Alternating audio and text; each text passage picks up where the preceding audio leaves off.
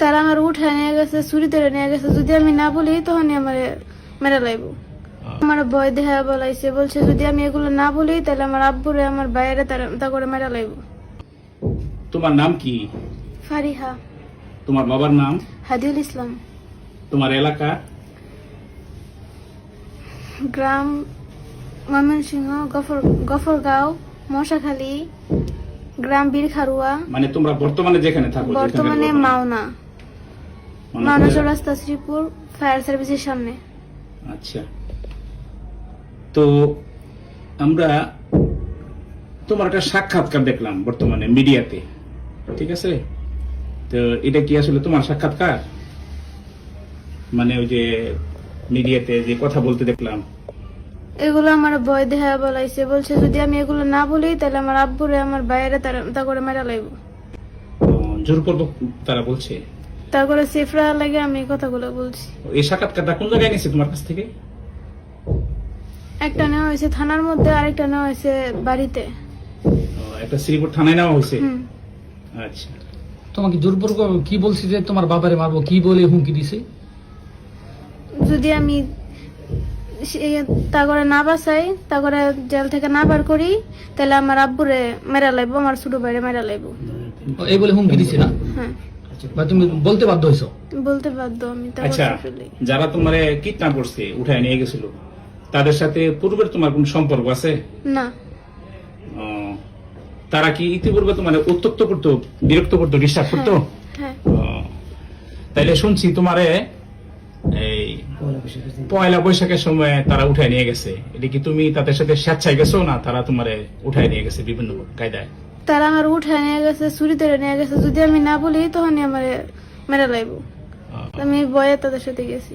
আচ্ছা, রিস্কাওয়ালা যাতে না চাইলেও রিস্কাওয়ালার ভয় দেখাইছে, যদি তারা নিয়ে না যায় তাহলে রিস্কাওয়ালা মেরে লাইব। রিস্কাওয়ালারে বই দেখেছি।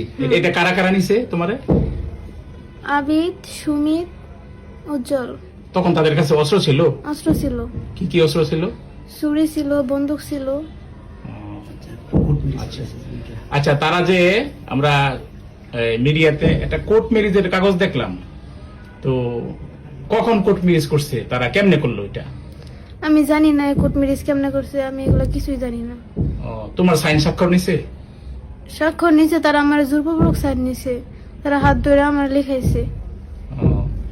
তাহলে তোমারে তারা যে কদিন নিয়ে আটকায় রাখছে, কোথায় কোথায় রাখছিল তোমারে বলতে পারো? প্রথমে মনে হয় তার নানুর বাসায় রাখছিল, পরে কই কই রাখছে এটা আমি চিনি না। ছিল না, ঘরের ভিতরে আটকায় রাখছে। আচ্ছা, আমরা মিডিয়াতে দেখলাম কেউ কেউ বলতেছে যে তোমার নাকি 22,000 টাকা দামের মোবাইল দিছে। আসলে কি ঘটনা সত্য? আল্লাহর কসম এটা সত্য না। সত্য না। আচ্ছা, আচ্ছা, তারপরে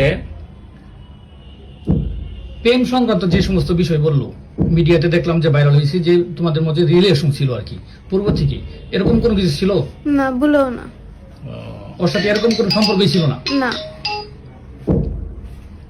আচ্ছা, এখন ওই যে মিডিয়াতে যা যা প্রচার হয়েছে, বিভিন্ন জন বলতেছে তার সাথে তোমার সম্পর্ক ছিল, প্রেম ছিল, তুমি স্বেচ্ছায় গেছো গা, হ্যাঁ, ইচ্ছা করে গেছো গা, এগুলো কি সত্য? এগুলো ভুল। আচ্ছা, এগুলো ভুল তো বলছি।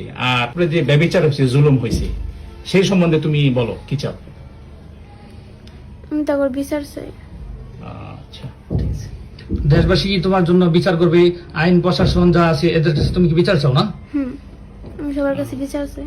তাদের কি কিরকম শাস্তি চাও তুমি? কিরকম জুলুমটা তোমার উপর করা হয়েছে, কিরকম শাস্তিটা চাও?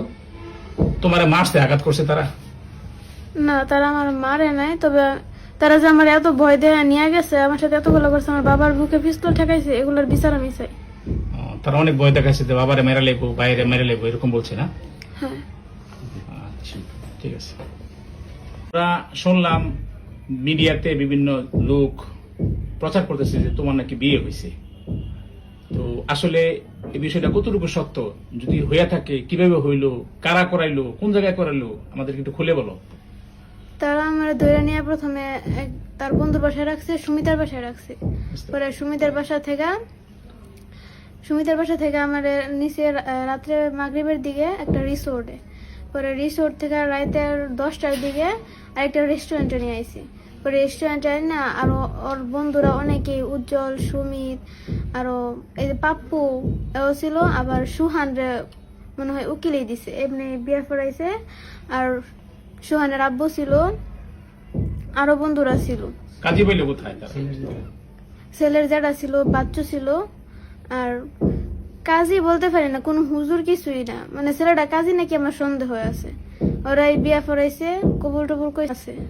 কিন্তু তারা তোমার ভয় দেখে জোর করা করাইছে হ্যাঁ, যে যদি কবুল না করছ তাহলে এরকম মেরে ফেলবো, এরকম কিছু হুমকি দিছে। হ্যাঁ হুমকি দিছে।